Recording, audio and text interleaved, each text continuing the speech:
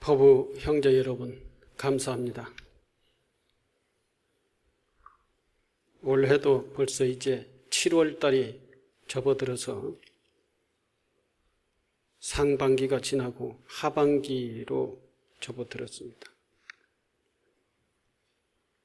그리고 하한거 기도가 시작되고 얼마 안 있으면은 또 선망 조상님들을 모시고 천도 49일 기도를 하는 기도 입제가 있게 되겠습니다. 열심히 다 함께 기도 정진을 해 주시기 바랍니다. 요즘 또 메르스가 우리 생활을 고통스럽게 했습니다. 지금은 조금 잦아드는 것 같습니다만은 아직도 깔끔하게 마무리되지 않고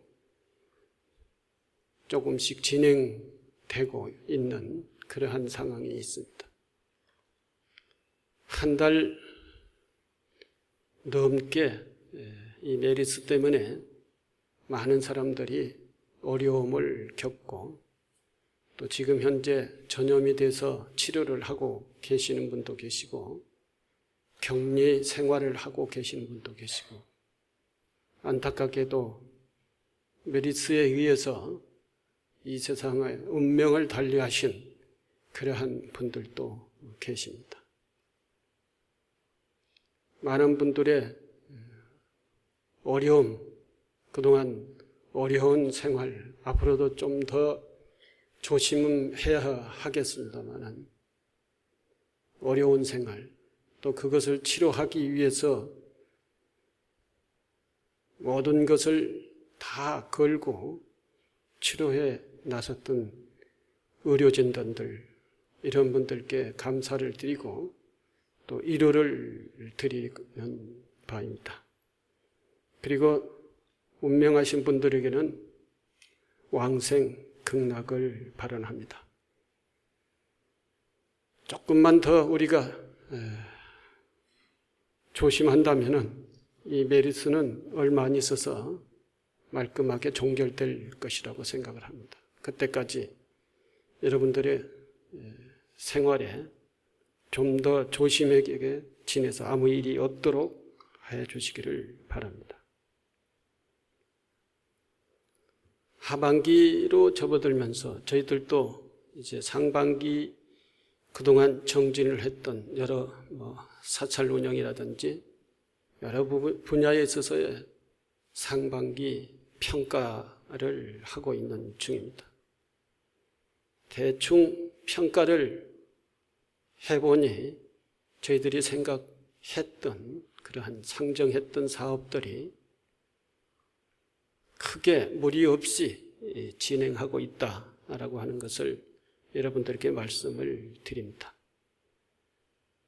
구체적으로 진행됐던 수치는 나중에 사찰 운영회의나 명등회의에서 보고를 드리도록 그렇게 하겠습니다. 오늘은 화엄경 보현행원품, 그동안 우리가 공부해왔던 마지막 장, 지은 공덕을 널리 해향하겠습니다 라고 하는 마지막 10번째 해향분을 하도록 하겠습니다. 여러분들이 가지고 계시는 주보를 참고해 주시기 바랍니다. 그리고 잊어버리기 전에 여러분들에게 먼저 부탁을 드리는데, 법문이 끝나고 나면은 바쁘신 분들이겠죠. 그리고 배고프신 분들이겠죠. 법문이 끝나자마자 자리에 일어나서 나가시는 분이 계시는데 오늘은 조금 기다려 주시기 바랍니다. 만불전 그 내부 설계도를 오늘 동영상으로 여러분들에게 시연을 해드리도록 하겠습니다.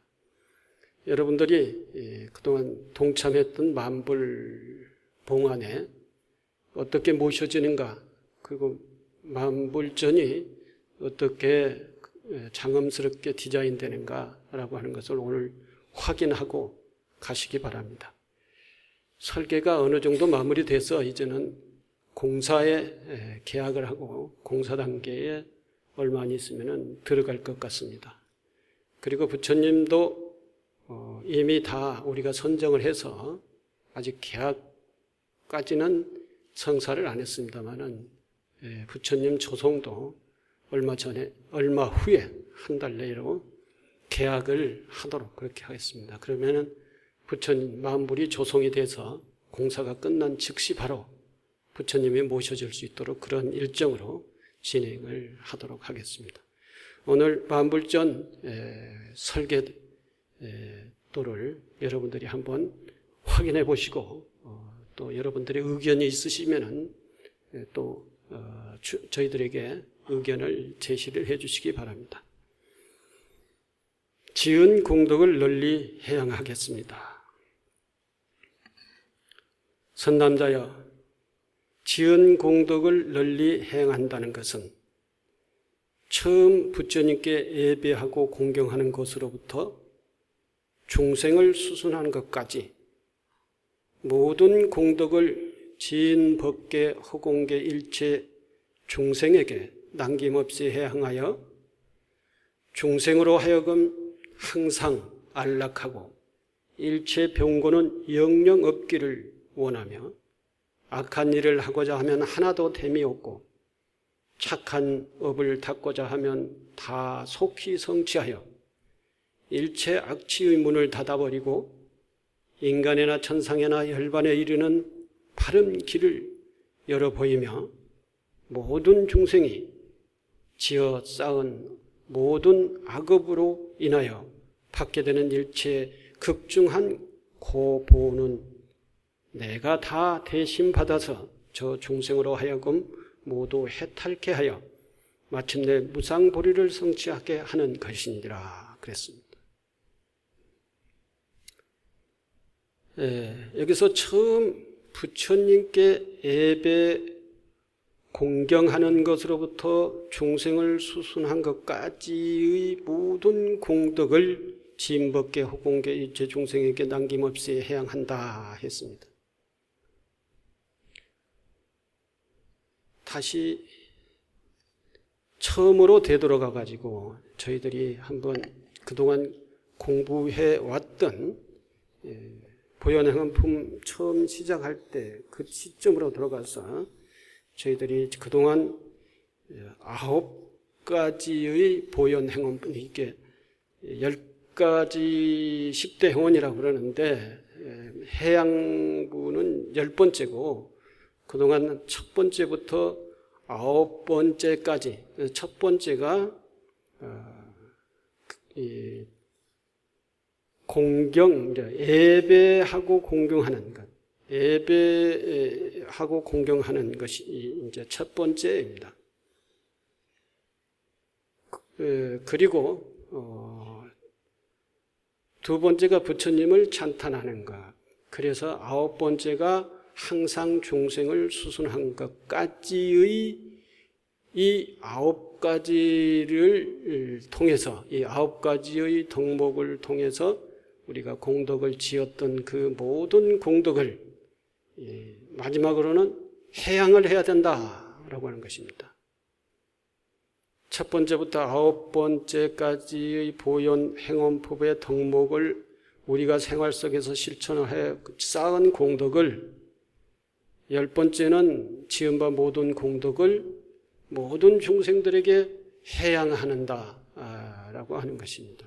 그러면 다시 첫 번째로 들어가서 첫 번째 보현행의 10대 행원의 첫 번째는 모든 부처님께 예배하고 공경하는 것이 첫 번째입니다. 모든 부처님께 예배하고 공경한다 그랬는데 여기서는 부처님이 가장 중심이지만 그러나 부처님뿐만 아니라 모든 중생들에게, 그러니까 부모님에게 공경하고 예배하는 것이고, 또는 그 밖의 모든 중생들을 존중하고 공경하고 하는 것이다 하는 것입니다. 이것이 첫 번째 부처님께 예배하고 공경하는다라고 하는 그런 뜻이죠. 여기서 부처님을 중심에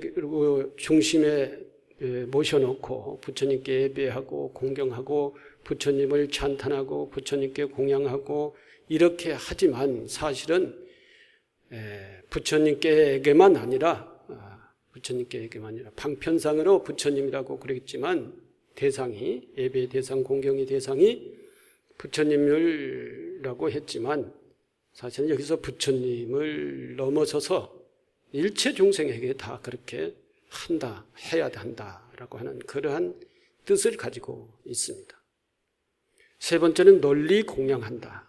널리 공양하고 봉양한다. 이런 뜻인데, 모든 중생들에게 나눈다라고 하는 것이죠. 내가 가지고 있는 모든 것을 모든 중생에게 나눈다라고 하는 것이 공양한다라고 하는 뜻입니다. 이 공양에는 존중, 공경이라고 하는 마음으로 모든 중생에게 나눈다라고 하는 것이죠. 이 공양하는 것과 또는 회양하는다라고 하는 의미는 거의 비슷한, 같은 것입니다. 네 번째는 업장을 참여하는 것이다. 내가 살면서 잘못 살아온 그러한 것들이 쌓여서 하나의 업이 되는, 악업이 됐는데 그러한 업장을 참여해서 내 마음을 맑히고 내 삶을 맑히고 나의 인생을 정말 청정하게 또는 덕스럽고 복스럽게 갖고 가는 것을 업장참여라고 합니다. 다섯 번째는 남이 짓는 공덕을 기뻐한다. 요즘은 무한 경쟁 시대이기 때문에 남이 짓는 공덕을 좋아하지 않습니다. 남이 뭔가의 성과를 내는 것을 좋아하잖아요. 경쟁해서 상대를 내가 제압 내지는 상대를 거꾸로 들이고 내가 올라가야 되는 그러한 시대이기 때문에 이 무한 경쟁 시대에서는 상대방이 잘 되는 것을 좋아하잖아요. 옛날에도 마찬가지였죠. 사돈이 논을 사면 기뻐해야 되는데 배가 아프다, 그런 얘기가 있었잖아요. 그렇듯이 남이 잘 되는 것을 질투하고 시기하고 하지 말아야 된다는 것이죠. 다른 사람이 잘 돼야 나도 잘 될 수 있다라고 하는 이런 생각을 가져야 된다는 것. 그것이 바로 부처님의 가르침에 대한 우리들의 마음 자세다. 왜 그렇게 마음을 가져야 되냐? 남이 잘 되는 것이 곧 내가 잘 된다라고 하는 생각을 가져야 되느냐? 불교의 가장 핵심 사상이 영기 사상이죠. 인연법이죠. 그 모든 존재가 다 인연의 관계에 의해서의 존재하고 있다라고 하는 것이죠. 인연에 의해서 우리가 이 세상에 태어났고 인연에 의해서 이 세상을 살아가고 있고 모든 인연 관계 속에서 내가 성공을 하고 내가 행복해질 수 있는 그러한 존재의 구조, 존재할 수 있는 이 기반 자체가 모든 존재들과의 서로의 관계 속에서 생성소멸한다라고 하는 이러한 불교의 핵심 사상 가치의 관점에서 보면은 내가 잘 되는 것이 남이 잘 되는 것이고 다른 사람이 잘 되는 것이 또한 내가 잘 되는 것이다. 한번 생각을 해볼까요? 우리 기업이 잘 돼야 되고 사업하는 사람들이 사업이 잘 돼야 돼요. 이게 편중돼서도 안 됩니다. 편중돼서도. 잘 되는 기업은 잘 되고 못 되는 기업은 또 못 되고 이래서도 안 되는 거예요. 다 같이 정말로 균등하게 잘 돼야 되는 거예요. 그래야 빈부의 격차가 없이 박탈감을 갖는 좌절과 또는 희망이 없는 그러한 사람들이 없어야 되는 거예요. 모두가 다 건강하게 잘 돼야 돼요. 기본적으로 생활이 이루어지는 그런 사회가 돼야 돼. 그게 이제 선진국이죠. 그런 게 잘 돼야 이 모든 사람들이 국가가 발전하기 위해서 기여를 할 수가 있는 것이지. 어떻게 움직일 수 없는 뭐 실직 내지는 뭐 가정 파탄 이렇게 되면은 그 사회와 그 국가를 위해서 자기가 할 수 있는 일이 아무것도 없는 거예요. 이렇게 되면은 국민의 국력이 손실이 되는 것이죠. 그래서 모두가 다 어느 일정 수준 이상은 다 잘 살아야 돼요. 그래야 이 사회가 안정된 사회가 되고 평화로운 사회가 되고 그리고 개인의 삶의 내용에 따라서 행복한 사회가 될 수가 있는 것이죠. 그렇기 때문에 남이 짓는 공덕을 기뻐해야 된다. 남이 잘 되는 것을 시기 질투하지 말고 기뻐해야 된다는 것이죠. 설법하여 주기를 청하는 것이다. 6번째는 부처님이 오래 계시면서 만약에 지금 이 현실 세계에 부처님이 계신다고 하면은 아마 모두가 다 부처님 앞에 가가지고 부처님을 존경하고 공양하고 그리고 부처님에게 이 고통을 어떻게 해야 되겠습니까 하고 아마 물을 겁니다. 그런 부처님이 정말 우리의 희망, 우리 문제를 해결할 수 있는 그런 답을 주실 수 있는 그런 부처님이 계신다고 하면은 우리에게는 얼마나 큰 복이고 행복이겠는가 하는 것입니다. 지금 보면은 우리 사회에 적어도 부처님의 30%의 역할만 하는 그런 지도자가 있다고 한다면은 아마 큰 지지를 받을 겁니다. 그런데 국가의 지도자라고 하는 수 있는 이런 사람들이 전부가 다 자기 이해관계에 걸쳐가지고 국무총리를 할 수 있는 사람이 없잖아요. 네? 이 사람한테 얘기를 해보면 나는 안 된다. 저 사람한테 얘기해봐도 나는 싫다. 다 사양한다는 거예요. 그게 뭐예요? 국민 앞에 떳떳하지 못하는 그러한 내용들이 있다라는 것이죠. 정말 떳떳하고 그 삶을 모든 국민한테 보여서 박수를 받을 만한 그런 삶을 살고 있는 국가 지도자가 많지 않다는 것입니다. 많지 않다는 거예요. 이게 얼마나 슬픈 일이냐 이것입니다. 이처럼 부처님과 같은 분들이 오래 이 세상에 태어나고 이 세상에 존재하게 하는 그런 설법하여 주기를 청하는 것, 부처님이 이 세상에 오래 계시기를 청하는 것, 이것은 우리 중생들의 간절한 소망이다 하는 것이죠. 이것이 지금 현재 우리가 살면서 이런 것들을 추구해야 되고 이런 것들을 갈구해야 되는 것이죠. 그리고 또 그런 지도자가 있으면 가가지고 그 지도자에게 지도를 받고 그 지도자를 존중하고 그래야 되는데 요거 조금만 얼굴이 드러나게 되면 헐뜯어버리고 이게 깎아내리고 이렇게 하는 이런 사회는 정말로 행복한 사회가 될 수가 없다는 것입니다. 그래서 설법하여 주기를 청하는 것, 부처님께서 이 세상에 오래 계시기를 청하는 것, 항상 부처님을 따라서 배우는 거예요. 그러한 지도자나 그러한 부처님, 그러한 그 훌륭한 스승을 따라 배우는 것이 우리 삶의 가치를 찾고 실현하고 사는, 인생의 가치를 실현하면서 사는 것이다. 9째, 항상 중생을 수순하는 것. 모든 중생의 고통을 끌어안고 모든 중생의 범민들을 들어주고 그걸 위로하고 따뜻하게 이렇게 포용하는 것. 이것이 중생을 수순하는 것이죠. 네. 이런 9가지가 전부 다 공덕을 쌓는 일이다. 이렇게 살면은 보살로서시 사는 것이고 이렇게 살면은 보살로서의 공덕이 쌓이고 수행이 돼서 이제 한 계단만 올라가면은 완전한 부처님이 될 수 있는 그러한 수행법이 바로 이 보현행원의 10대 행원 중에 9번째까지가 지금까지 우리가 공부를 했던 것이죠. 이렇게 우리가 수행하고 기도하고 살아오는 이런 9가지를 실천하면서 살아왔던 그 과정에서 쌓았던 공덕을 이제는 보살의 행으로서의 완성을 하려면은 지은 바, 그 9가지 실천 행으로서의 쌓은 지은 바의 모든 공덕을 다 널리 해양을 해야 된다. 모든 중생에게 해양을 해야 된다. 모든 중생에게 나눠야 된다는 것이죠. 나눠야 되는 것이 뭐냐? 우리가 가지고 있는 공덕이 뭐냐?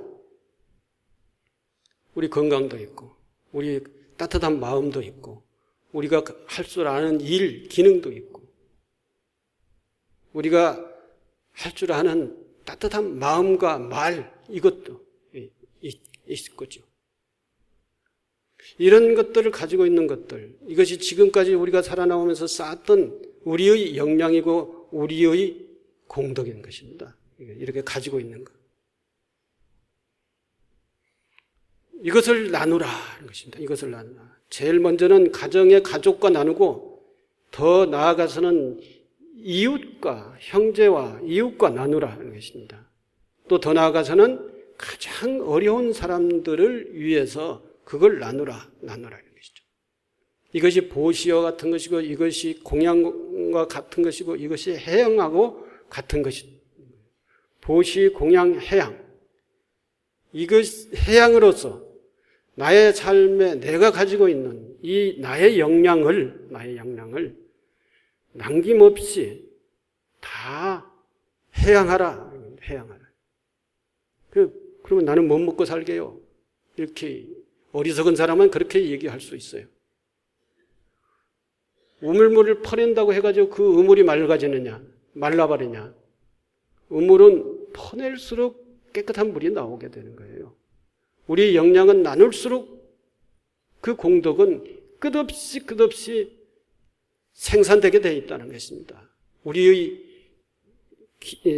지혜를 다른 사람하고 나눈다고 해서 내가 지혜가 없어진가요? 우리의 자비를 다른 사람들과 나눈다고 해서 내 자비심이 없어지나요? 우리의 수행 공덕을 다른 사람에게 베푼다고 해서 내 수행 공덕이 없어지나? 나누면 나눌수록 더 수행 공덕과 지혜와 자비가 쌓인다는 것입니다. 쌓여. 더 맑고 더 훌륭한 지혜가 나 앞에 쌓인다는 것입니다. 이게 보살행의 해양의 공덕이다라는 것입니다. 여기서 또 다시 앞으로 돌아가 가지고 화엄경의 보현 행원품이라고 하는 것이 어디에 있는 것이냐? 화엄경 마지막 장 입법계품에 있습니다. 입법계품에가 이제 보현 행원품이 있는데 화엄경의 그 정말로 거룩한 사상을 어떻게 우리 삶 속에 실천을 할 것인가? 이 실천의 방법으로서 제시되는 것이 보현 행원의 10대 행원이라는 10대 행원. 그래서 옛날 이 화엄 사상, 화엄경이 우리나라에 들어올 때부터 그때부터 스님들이나 일반 제가자나 불교계에서는 이 화엄 사상의 마지막 보현 행원품의 그것을 가장 소중히 생각을 했었어요.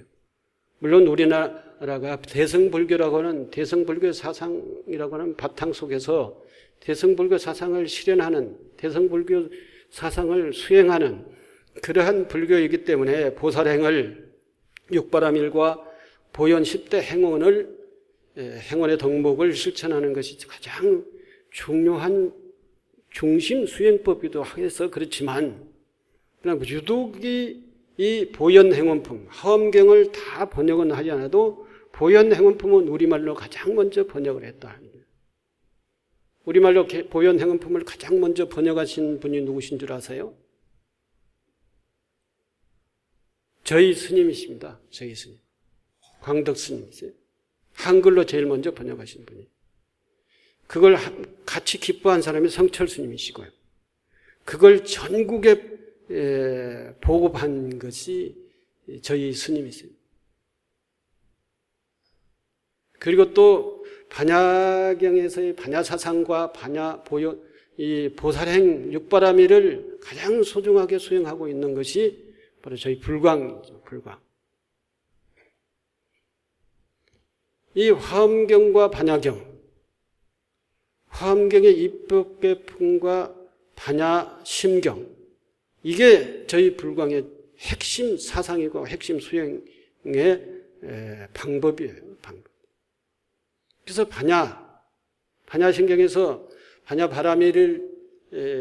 반야바라밀의 지혜를 얻으려면 어떻게 하라고 그랬어요? 육바라밀을 실천을 하라고 그랬어요. 육바라밀.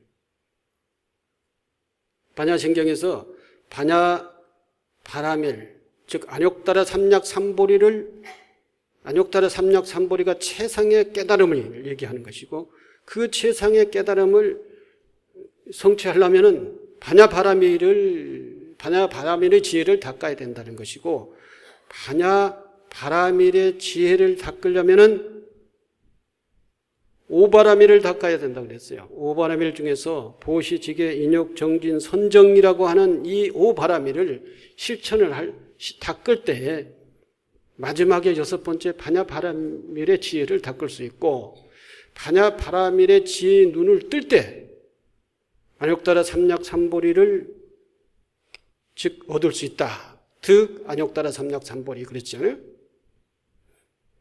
그래서 최상의 깨달음을 이루는 분이 곧 부처님, 성불을 할 수 있다 그랬어요. 역시 마찬가지예요. 이 보현 행원을 닦아야 반야바라밀의 지혜의 눈을 뜰 수 있고, 반야바라밀의 지혜의 눈을 떠야 최상의 깨달음을 이룰 수 있다는 거죠. 안욕따라 삼약삼보리를 성취할 수 있다 그랬어요. 이 입법계 하엄경과 반야경은 같은 대승 경전으로서의 가장 큰 경전이며 가장 중심의 대승 경전의 중심 경전이고 제일 중요한 경전이다라는 것입니다. 입법계품을 간추려서 얘기를 해보자면은 어느 날 선제동자가 문수보살이라고 하는 선지식을 만나지요. 이게 이제 우리 불자들도 이렇게 수행을 하라라고 하는 그 가르침이 여기에 들어있어요. 문수보살이라는 선지식을 선제동자가 만납니다. 우리도 이제 제일 처음에 불교를 접할 때 어느 스님 가가지고 어느 스님이나 누구 불자를 찾아가가지고 그렇게 묻지 않습니까? 내가 초보자인데 불교를 어떻게, 절에를 어떻게 다녀야 됩니까? 무엇부터 공부해야 됩니까? 하고 묻지 않아요. 이게 그와 같은 형식이죠. 선제동자가 처음 문수보살이라는 선지식을 만나 문수보살로부터 부처님의 가르침과 삶에 대한 이야기를 듣고 자신도 깨달음의 삶을 추구하겠다는 뜻을 세우고 그리고 문수보살에게 묻습니다. 문수보살에게 그 불교는 이런 거다. 듣고 보니까 엄청 자기도 공부하고 싶었더군요. 그리고 깨달음을 이루고 싶었어요. 그래서 문수보살 보고 성자이시여, 깨달음을 추구하는 자가 어떻게 하면 보살행을 배우고 닦아서 빨리 완성, 즉 빨리 성불을 할 수 있습니까? 하고 물어요. 그러니까 문수보살이 선제동자에게 하는 말이, 깨달음을 실현하면 반드시 스승을 찾아 끊임없이 묻고 배워야 한다. 스승을 찾아서 끊임없이 묻고 배워야 한다. 스승이라고 하는 게 이제 수행이 높으신 그런 분들도 스승이 될 수가 있고, 또 불교를 오래 믿어서 이 수행의 덕이 쌓이는 사람도 스승이 될 수가 있는 것이죠. 여러분들 몇 년 다니셨어요? 절에? 5년, 10년, 15년, 20년 이렇게 다니셨을 거예요. 적어도 10년 정도 다녔으면은 서당께도 풍어를 한다고 그랬는데, 개도 풍어를 하는데 여러분들 풍어를 해야 되지 않겠어요? 그래서 부처님 법을 자신 있게 다른 사람한테 얘기할 수 있어야 되지 않겠느냐. 이런 사람은 다른 초보자에게 스승이 될 수가 있는 것이죠. 그런 자신을 가지고 있느냐, 자신을 안 가지고 있으면 공부해야지. 공부. 그 공부가 다른 사람을 가르치기 위한 공부이기도 하지만 자기 자신이 행복하게 하기 위한 공부이기 때문에 공부를 해야 되는 것이죠. 깨달음을 실현하면 반드시 스승을 찾아 끊임없이 묻고 배워야 한다. 스승을 찾는 일에 고달프거나 또는 짜증스러워하는 마음을 내서는 안 된다.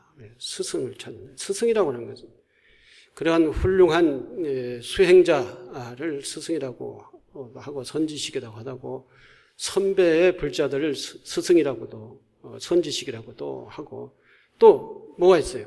사람이 아닌 선지식, 스승. 언제든지 우리가 생각만 하면 접할 수 있는 그러한 스승이 있어요. 그게 바로 경전이에요. 경전, 불서. 그래서 저희 불광 출판사에서는 계속 불서를 신간을 한 달에 네 권씩 이렇게 매월 그렇게 내고 있어요. 이게 부처님의 역할을 할 수 있는 그러한 스승으로서의 모든 사람들에게 역할을 할 수 있는 불서, 불경. 또 책 사기가 싫으면은 인터넷 들어가면 얼마든지 있고 불교 방송 틀어보면 얼마든지 접할 수 있잖아요. 이러는데 고달프다는 생각이나 짜증스러워하는 마음을 내서는 안 된다 그랬어요. 문수보살이 선제동자에게 책을 읽는데 게으름을 내서는 안 되고 책을 읽는데 고달프다는 생각, 이런 생각을 해서 안 된다는 얘기죠.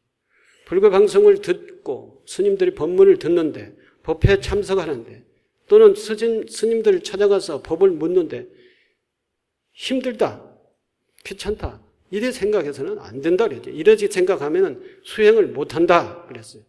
법회 나오는 것이 귀찮다.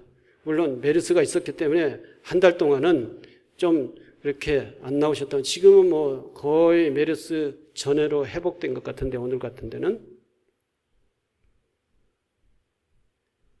법회에 열심히 나오셔야 된다는 것이죠. 법회에 열심히 나와서 정말로 자비스러운 마음으로 봉사를 하든지 법문을 듣든지 공부를 하든지 그래야 되는데 요즘 뭐 법회 오래 나왔고 오래 그 선배라고 하면은 더 처음에 초발심자보다도 더 못한 사람들이 많다고 그래. 뒤에 빠지려고 안 하려고 그러고 난 많이 했다고 그러고 다 해봤어 하고 이런 사람들이 많다고 그래요. 그리고 오히려 또 권위적인 생각을 가지고 초보자들에게 아주 자비스럽게 대하지 않는 그런 사람들도 있다고 그래요. 부정 못하겠죠? 에? 너무 계속 물으면 짜증나겠지.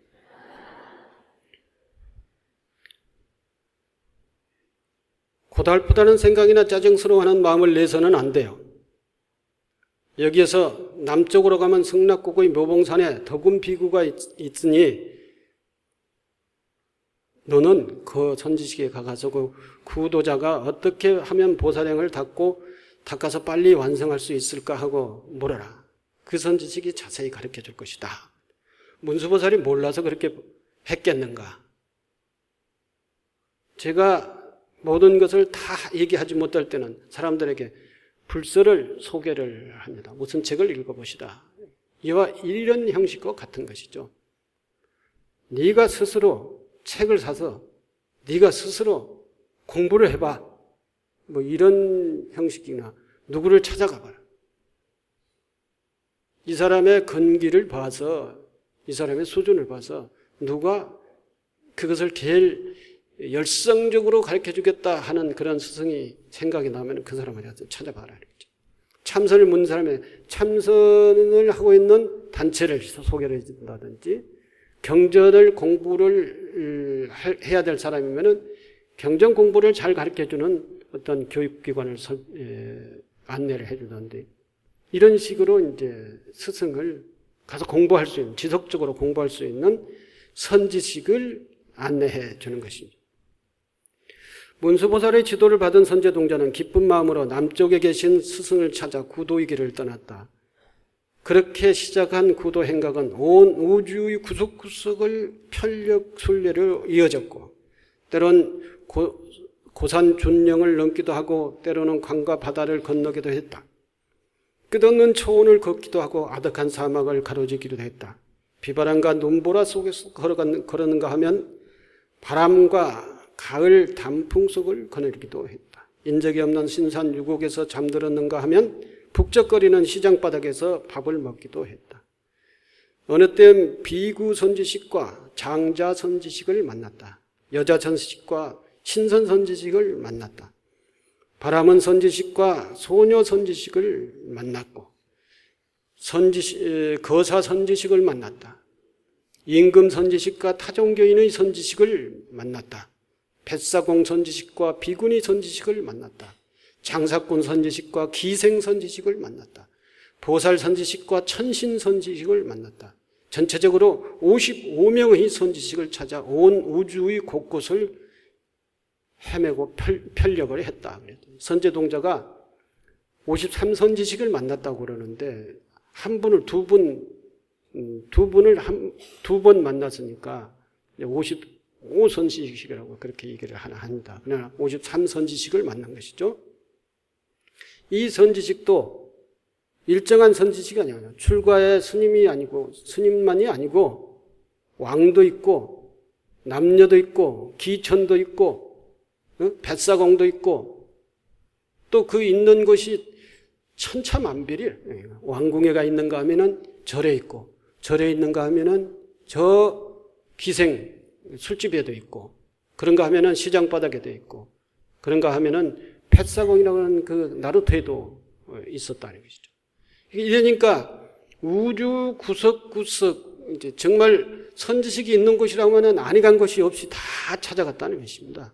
이렇게 찾아가서 자기가 의문난 점들을 묻고 또 배우고 또 의문난 점들이 있으면 또 누가 그 의문에 대해서 가장 잘 풀어주신 선지식이 있다고 하면은 그분을 찾아갔고 이래서 선지식을 찾아가는 데 있어서의 방방곡곡 때를 가리지 않고 또는 어떠한 상황을 극복을 하면서 찾아갔다. 이 과정이 이러한 신심과 이러한 의지, 이러한 과정을 걷는 것이 수행이다. 이게 수행이다. 인생을 오래 살아보면은 그래도 또 인생의 그 의미를 알지요. 젊은 사람들과 연세가 많으신 분들하고 인생에 대해서 얘기를 하면은 완전히 차이가 있잖아요. 차이가. 죽음이라고 하는 것도 인생을 오래 산 사람들이 더 많이 생각을 해봤고 젊은 사람들은 죽음이라는 것을 생각해보지도 않아요. 그래서 연세가 있으신 분, 뭐라 할까요? 인생에 대해서 좀 깊이를 고민했고 경험했던 이런 사람들은 그만큼 인생을 많이 살았던 그만큼 경험을 했던 거죠. 그래서 한눈에 어떤 상황으로 한 생각에 바로 이 현상을 다 판단을 하죠. 이런 경우는 어떻게 대처해야 된다라고 하는 것을 연세가 많으신 분과 이 젊은 사람과 다르죠. 달라요. 그건 다 인생의 삶의 과정에서 수행이 됐기 때문에 그래요. 설사 젊은 사람이라 하더라도 많은 선지식을 찾아서 다녔던 사람은 또 달려다닌 것이죠. 그 과정에서의 경험, 이 과정에서 쌓여진 수행력, 여기에서 인생에 대한 경험들, 이것이 쌓여가지고 큰 공덕이 된다라고 하는 것입니다.